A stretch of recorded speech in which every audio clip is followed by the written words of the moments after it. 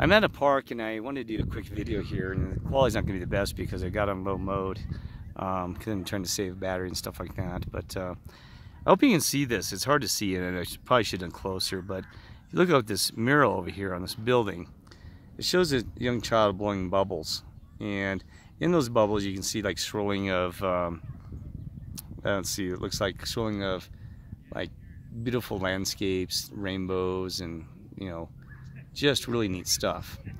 Now that's a thing that I want to bring attention to, is that our society, we've all become kind of living our own little bubble, our own little perception, our own little reality, and everybody's just trying to live in their bubble, and we don't engage and love one another and help one another like that was even written in Scripture in the Christianity Bible. And that's sad because we all become these little bubbles. And actually, somebody, we talked about this, that when the internet came along, we thought that increase our communication, increase our friendship, increase our families, increase all these things, make us more human or more engaged, because we got past those barriers of having to pick up the phone and drive across town and things like that. But it's actually divided us and made it more separated, which is terrifying and sad. It's making it way worse. And so, because now people, this texting, everything's become artificial.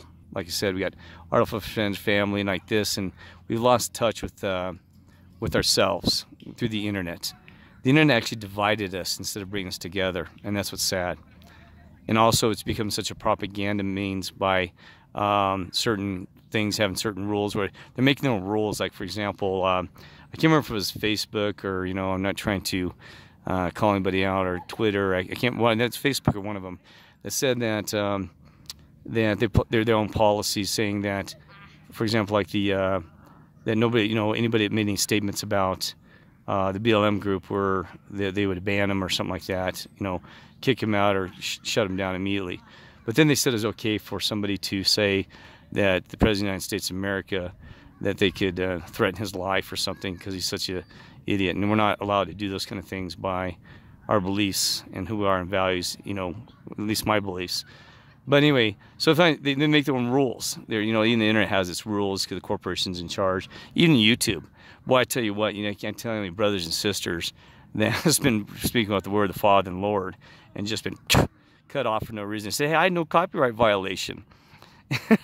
So, and then there's Brian Stavenley with the Mandela effect. He's getting constantly trying to keep his channels up, and he said he's getting strikes for no reason. And I've had two of my channels locked down for no reason. That's why I had to start this new one. I had the other one's called Aging Cajun Love, and the other one had some amazing videos. You have a chance to look at those. But anyway, so freedom of speech ain't allowed in this country because everything's controlled. See, and that's the thing people don't realize. It's a selection, not election. All you have is choices. See, we have free will. We have free will with God, we have free will with the Lord, we have free will with the angels, free will, all these things, right?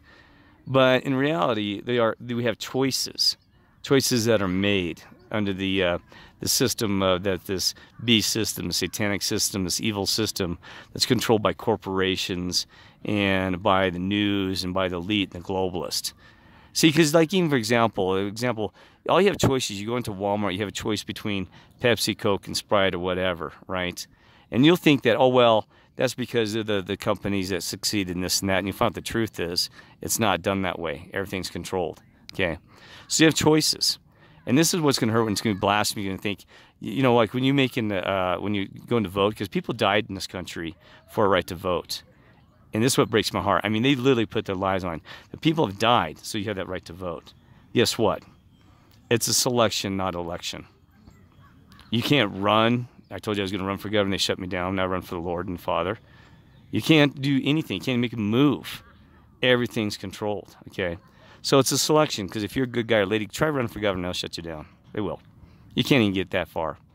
So, and that's okay, because now my life has more valuable, and I've got to talk to you people, meet great people, and we're all working together to bring new peace and love and a new beginning for this new earth and stuff like that. So I'm okay with that, because that would have been a mistake, being a politician and stuff like this. But my point is this, that you only have choices. And everything's a selection. And so, so we make choices. You don't really have a free will. And it wasn't designed that. God didn't want it that way. That we're supposed to have free will. And free in a good sense. You know what I mean? that we were allowed to, the best could succeed, or the best product, the best drink that was healthy or whatever. But it's all been controlled. It's not about that. It's about money and how we can control the people and stuff like that. The sheep that have been, we've all been enslaved and sheep, all trapped. But that's okay, because we're going to be free someday. And that's what it's not that I have faith and I know that, okay? Because it's been going on for a long time. It's been going on for thousands of years, right? It's just gotten worse lately. Now it's so much control. I mean, you got big government, man. You can't do anything. And they're locking down even our human rights. You can't have freedom of speech, you can't have freedom of thought, freedom of opinions. I'm telling you, I had a court case this morning that I was involved in that, I think I told you about it before, that I spoke my freedom of opinion about my rights to use a restroom. And anybody takes offense to that, you are locked down. I've been arrested for I've been banned from Walmart for saying Jesus Christ loves you, and that's private property. But freedom of speech is not allowed, tolerated. I mean, and if somebody disagrees with you, yes, they'll try to send police after you, whatever, to use it as their own personal control weapon. And like even the masks, I mean, are you kidding me? The masks, we got mask police that come around and yell, hey, you should be wearing your mask, you don't care about people. Are you kidding me? I care just as much as everybody else. But also, I'm not afraid to die. I believe in God. So that removes all that fear. What's my time? It's my time. Even these true Christians, you're a true Christian? Yeah, you don't go out and do something stupid and tempt God and go out there and start French kissing people and, drinking blood and, stupid and ugly stuff. And, we use common sense. And I'm telling you what, that's a lack of faith. It's a lack of faith. I'm sorry. And that's the honest truth. I even talked to a guy who was Catholic. He said he's a top guy at one of the Catholic churches down the road in near Sedona, and he said he went and hugged a lady in a store. He gave her a hug, and she went screaming like he could committed murder on her. So don't you know about the virus? She screamed. Said some guys came up and said, "Oh my God, what are you doing to this lady?" She went into panic, fear, because and she knows him. And he said, "Honey, I just want to hug you. I love you. As a friend, a child of God." See how you divide the people? Fear, control.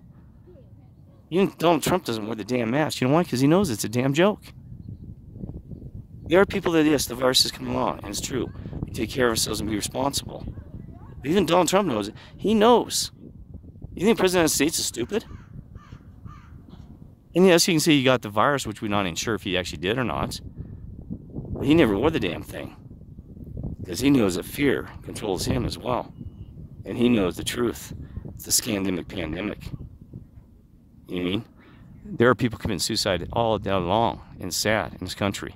And those numbers aren't being counted. There's families losing their jobs. Those aren't being counted. The permanent mental damage these children have to wear a mask at this age is not being counted. I'll tell you what, emotional abuse is 10 times worse than physical. 10 times. I've been through it. I'd rather somebody had shot and finished me off than some emotional abuse I've taken from people. It hurts. And it keeps on digging and keeps on pounding you into your soul. But then it's okay because I've learned how to deal with it and be patient and more kind and humble through these experiences. Nobody talks about these things. It's ridiculous. Ridiculous. And it's child abuse to be doing this to these children. Child abuse. You're making them virus and germ phobias. They should be living their lives, enjoying their days.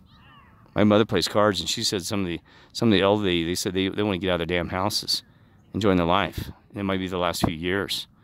She said they're too afraid. You know what I mean? Too afraid. Get out, open that door, and walk. I called the fear, control, guilt matrix, and it was actually taken from another guy. His name was Jeffrey. I'm disappointed in him because he's turned his back on God and Lord. But, sometimes these people have great wisdom, so you always got to listen to them. It is true. You fear, control, and guilt. Sometimes religions try to do that to you as well, and he's true on that one. You should never fear. Don't let things control you, whether it's people or even like drugs or even tobacco. In fear, don't let them fear you with the mask and the thing to fear. That's a part of the control matrix. And guilt. Yes, have a sense of guilt because you want to correct your behavior. But don't make you feel hey, you're not wearing your mask, so you don't care about these people. The hell I don't. I'd die from 2 minutes. So don't give me that crap. Don't let them put a false guilt on you. When it's true guilt, take ownership of it. When it's a false guilt, don't let them push it on you. I can't tell how many times narcissists or evil ones have done this to me. They've done it to me, my former wife, not to bring her up. She made me feel guilty, like you never believe I did nothing wrong even. And there's times I did make mistakes. I did. That I truly should have been felt guilty, and I apologize for those. Take ownership. But anyway, I didn't mean to go on about that. Another thing I want to bring up too about those blue bubbles, which is interesting. This month we're having what's called a blue moon. It's when 2 moons are come at the same time on Halloween night. That is amazing. It hasn't happened like in 40 to 50 years. And there's something else I want to talk about. I'm actually going to throw in the Mandela effect here so we can get some Mandela effect friends. What is interesting about this is I have noticed something in people's, we talked about there's been physical changes to the body, like, you know, kidneys being moved around, the rib cage. I remember the 3 bones were always floating in the lower. Now they're showing the bones connected. We got the eyelid, the back of the eye sockets are supposedly now solid. They used to be open in my reality, and there's a ton of changes. Okay. Now, what's interesting about that, I've noticed something even that's become kind of spiritual with this flesh thing. And what it is that I've noticed that people, I'm not judging people by your eye colors because it really doesn't mean anything. But I can tell you this is what I'm kind of seeing. That you've seen people that have brown eyes that have the iris around it blue, like this bluish tint or tone.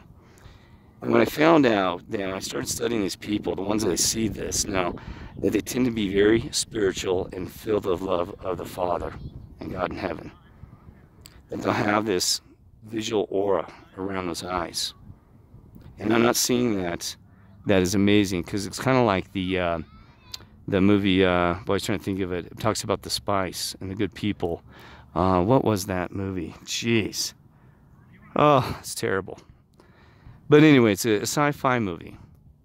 And they're looking for the spice. You know, the spice in the universe, and there's the mining of the spice. Dune, that's what it was, Dune. And Dune is actually kind of scriptural if you ever actually studied it. He comes along like Jesus, a Lord and Savior. And his eyes turn really blue, you know. And they said it's because of the spice. Well, nothing material can actually turn you. It's in your spirit, okay? But back to this. So I have met people who, you know, I'm not judging by the race, the color, but that are, you know, in my reality, you know, black people tend to have really dark brown eyes, and always dark brown. But now I'm seeing people who are black that have brown eyes, but then have a blue iris, really clear. And that is a sign that, you know, something's changed. And they said that when you come with God and the Lord and the positive angels, that your genetic code can actually change, part of the DNA. So, and the reason I'm calling this the Mandela effect, because, yeah, there's probably a few cases, but I never saw this in person. I'm seeing it all the time wherever I go. I met even Hispanics that have brown eyes and have this blue, and they'll talk about the Lord and the Father. And the ones that aren't, they don't have that thing. And like I said, you might have brown eyes, so I'm not judging that. But it's something I'm seeing, it's blowing my mind. I mean, even Asians that have this. And, you know, and always, I tend to look into those eyes. Remember that the eyes are the window to the soul. So we're seeing a genetic change. And, I mean, I wanted to say some of these people, but I don't want to be weird about it. I didn't ask my mother, you know, and she said the same thing. She goes, what, really? You know, she's like 84, you know. She says, I don't remember ever seeing that either. So, reminds me of my grandmother. Little butterfly, she loved butterflies. I was telling something about that today. One day. So not to go about that. So please put a comment about that, because it's really unusual that we're seeing a lot of, you know, and like I said, I got kids, my children, you know, my sons, they have solid brown eyes, and it's no judgment of them. It's not whether they're spiritual or not, but there's something there to this that I'm starting to see. And, you know, so It's not a big deal, but it's really when the eye is the window of the soul. Sorry to keep repeating it. That we are seeing genetic, we're seeing body changes. Some say it's preparing for the new earth. I don't know. But it's another Mandela effect probably, and in a sense, because this is just one that common. So that's the thing, this Mandela effect doesn't have to be clearly cut. It can just be patterns of changes of, you know, way things are, the distribution. Like, for example, these people won't stand up for nothing against the government or anything for their human rights, not in God-given rights. And that shocks me. Like, taking these downloads, just becoming part of the system. And that's what scares me, because there's so many few of us brothers and sisters on this earth that'll stand up. So you're fighting all these downloads. Like, these people are NPCs and soulless. Immediately, boom, they take the download and they're just going with the game, no matter what. And that concerns me, because how far will they let the government or wrongful actions go against them before they stand up? Man, who knows? It might go all the way. If you read Revelations, it's all the way almost. It's sad. And we got Christians that'll fold over. And that's through history. Christians who say they're solid, but by their actions they just fold up like a lawn chair. Bink. So don't fold up like a lawn chair. Stay tough. Like I said, don't do the fear, control, guilt matrix. Be as tough as you can. It's hard these times because we're getting social pressure and everything. Social engineering, that's the new one that's came along. Oh, that's another thing I want to talk to you about real quick, because I know I don't like this too long. This thing about narcissism. Now, because I have an MBA degree and I had to take all these psychiatry classes in college and even with my MBA degree. I mean, I took them all. God, it's horrible. I mean, had to start Carl Jung, every one of them, read every book, even the new psychiatry, psychology, and all this stuff, right? And we had conversations. I talked to the professors after school sometimes and other things, papers, essays. What was interesting, I can tell you this.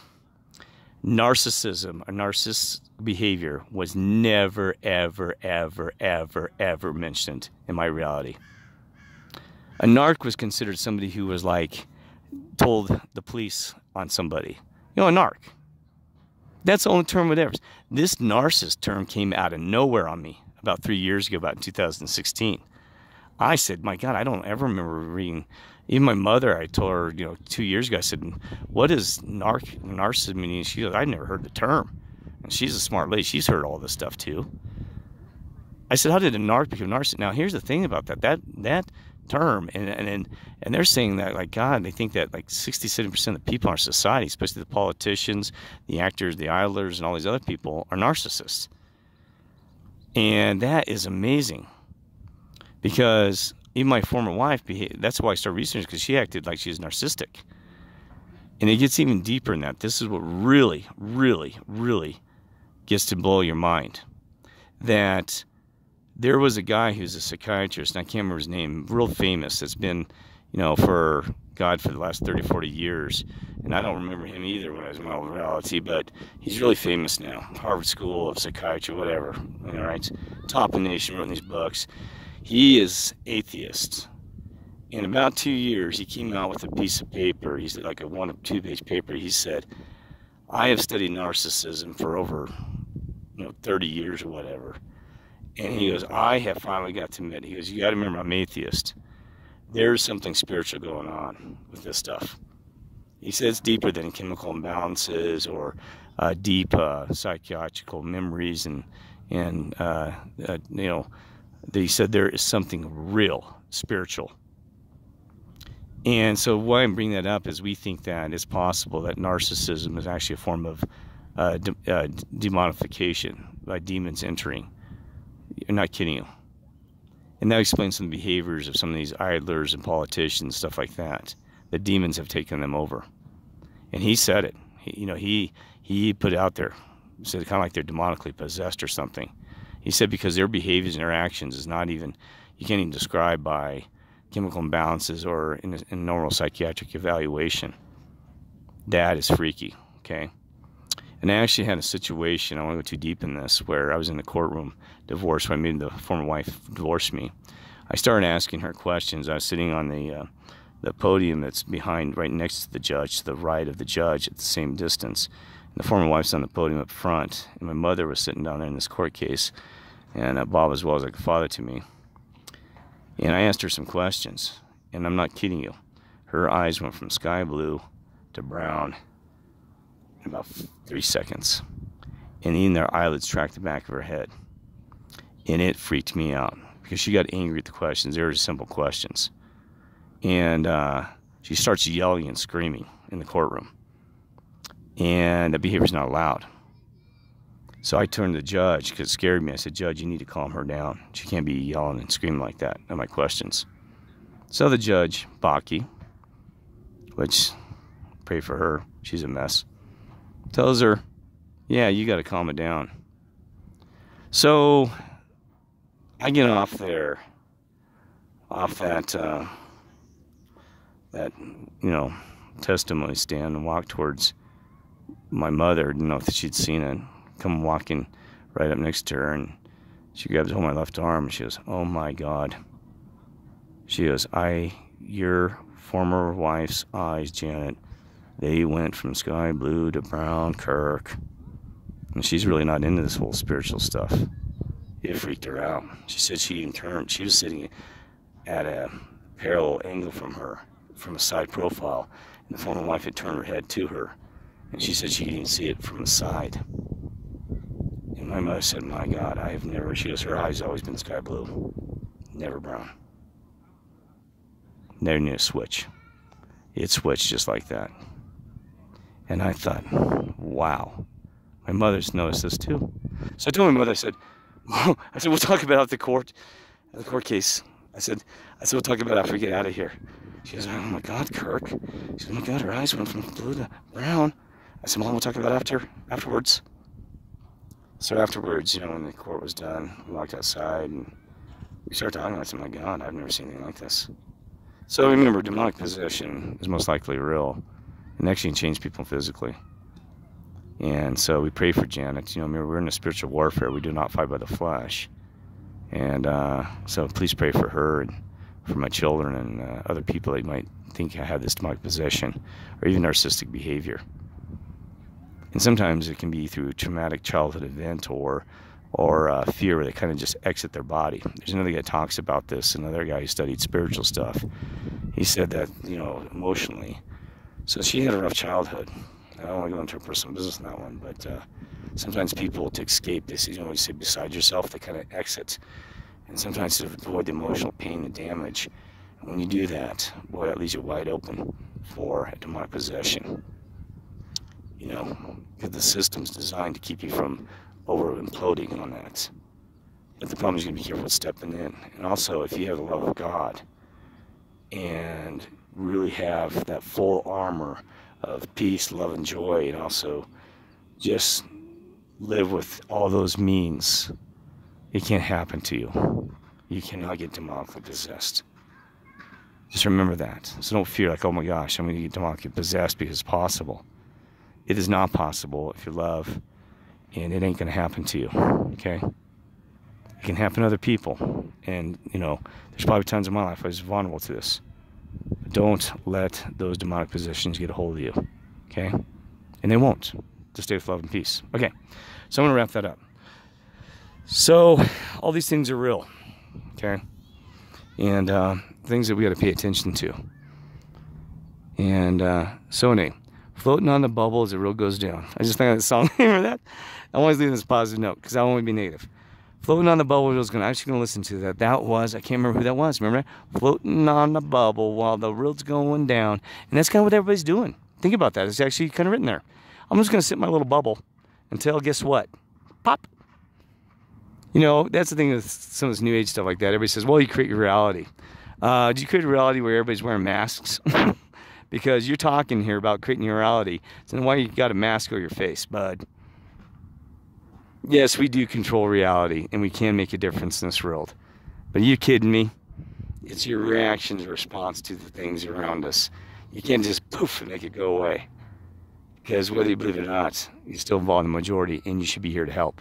Don't be so selfish and self-centered. Right? Because that might be your reality, but these other people, how about getting them into this reality? The reality of getting rid of masks and having love and peace.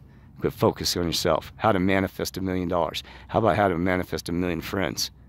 Let the money come later. I'm so tired of this New Age garbage. Anyway, floating on the ball as the world goes down. All right, love you all. Take care. God bless.